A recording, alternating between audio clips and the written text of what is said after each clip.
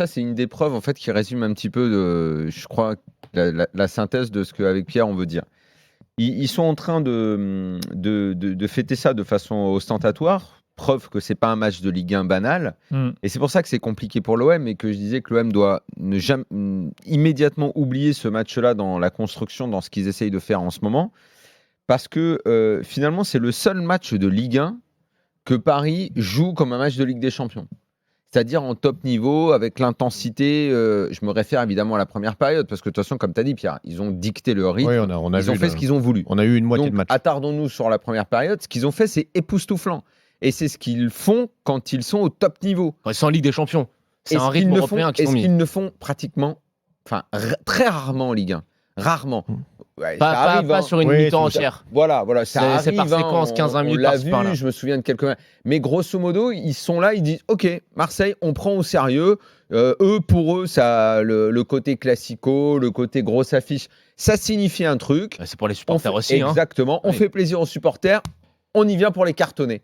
Que ce soit à Paris ou à Marseille, eux, ils les jouent à fond. Et Marseille, finalement, se trouve un peu coincé dans cette histoire-là parce que tu fais le bilan, pratiquement tout le monde, depuis que Paris a une grosse équipe, quasi tout le monde a battu le PSG au moins une fois sur un malentendu ou a accroché un bon résultat, même si c'est qu'une fois.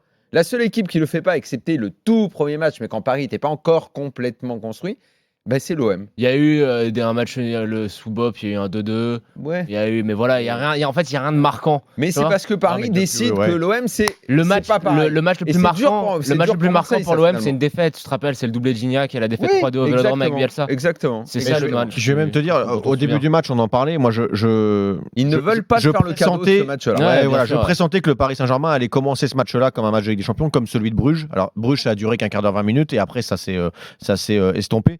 Mais je pressentais ça effectivement, et tu as raison. Et le problème de l'OM, c'est qu'aujourd'hui l'OM, en fait, sa seule chance de faire quelque chose dans ce match-là, c'était peut-être de jouer justement comme un petit, en bloc bas, solidaire, etc. Mais peut-être de profiter de quelque chose. Tu dis en bloc bas, c'est simplement en bloc. C'était la seule chance parce que là, franchement, on sait très bien que ça mène nulle part.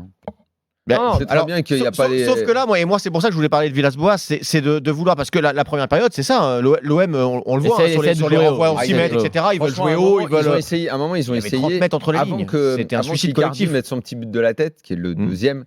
À ce moment-là, je dis, ce que l'OM, j'étais devant la télé, je dis, ce que l'OM est en train d'essayer, c'est admirable.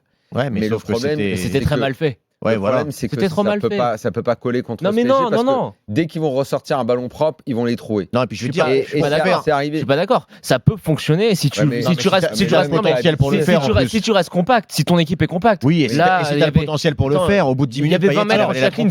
Si vous voulez, j'aimerais qu'on parle d'abord de l'équipe qui a gagné ce soir. On va parler longuement de l'OM après, mais restons d'abord sur le PSG si vous le voulez bien, parce que là, pas qu'on parte dans tous les sens.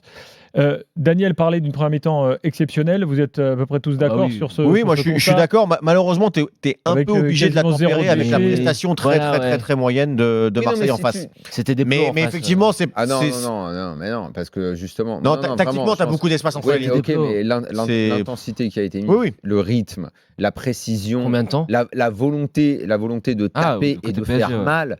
Même si l'OM est une petite équipe, je ne sais pas comment vous voulez la qualifier. Franchement, en championnat, Paris ne fait pas toujours des premières périodes. Non, bien sûr. Donc, c'est à noter. Ils ont tous été bons. Oui. Ils ont tous été. De Navas, d'ailleurs, jusqu'à devant. Le but. Le troisième. Qui commence par Navas. L'ouverture de Verratti, Di Maria. Qui casse tout le milieu.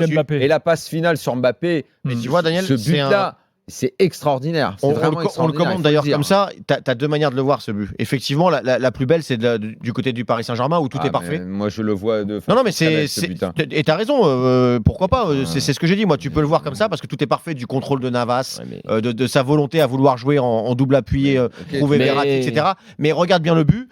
Quand tu joues face au Paris Saint-Germain, tu peux pas en 3 passes trouver deux passes trouver Verratti, trouver Di Maria et Di Maria devant. T'as vu Verratti? T'as vu Verratti le tour qu'il avait? Il y a Rongier et Lopez, ils l'ont regardé avec les yeux en champ de faïence. Sérieusement. Ils ont rendu la tâche à un bon PSG, la tâche encore plus facile, et ils en avaient pas besoin.